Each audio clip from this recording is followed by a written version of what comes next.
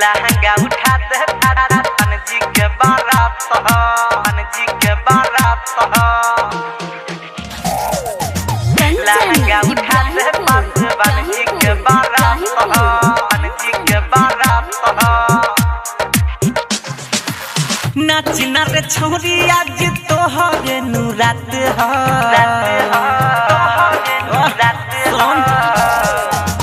नाच ना रे छोरी आज तोहरे नुरात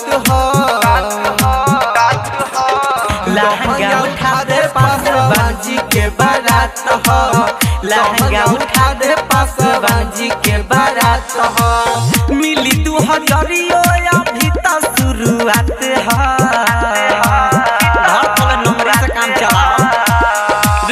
मिली 2000 अभी तो शुरुआत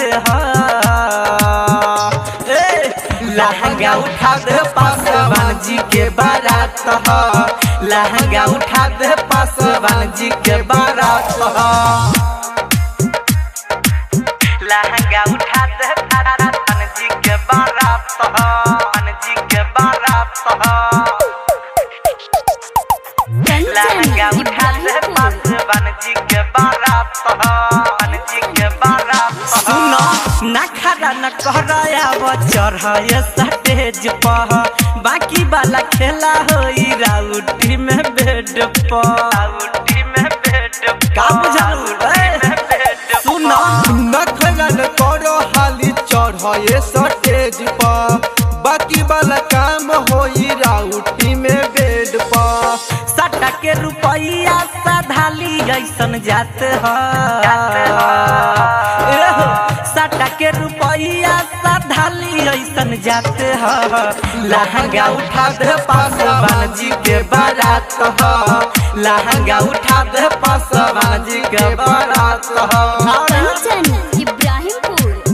लहंगा उठा दे पासवान जी के बारात पासवान जी के बारात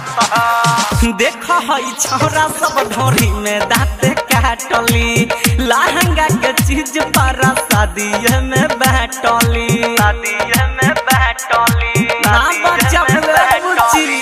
देखो हई छोरा सब ढोरी में दांत काट ले लहंगा के चीज पर शादी में बांट ले बात है खोंगा तोहरा काहे ना बुझात बात है खोंगा तोहरा काहे ना बुझात लहंगा उठा दे पासवान जी के बारात लहंगा उठा दे पासवान जी के बारात लहंगा उठा दे पासवान जी के बारात पासवान जी के बारात म्यूजिक बाय रोशन कुमार लहंगा उठा दे पासवान जी के बारात पासवान जी के बारात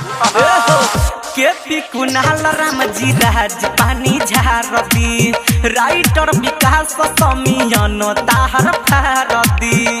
ताहर फारदी ना छोड़ी सुना केपी कुणाल राम जी राज पानी झार दे राइटर विकास समियानो ताहर फार दे रोशन अमित के जानी कह कि दुखत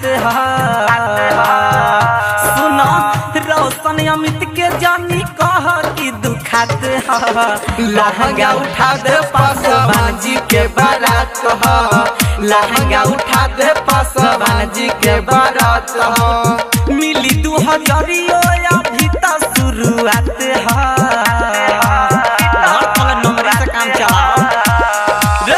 मिली 2000 अभी तो शुरुआत लहंगा उठा दे पासवान जी के बारात लहंगा उठा दे पासवान जी के बारात माँ गायत्री रिकॉर्डिंग स्टूडियो राजापुर सोनी बाजार सीतामढ़ी बिहार।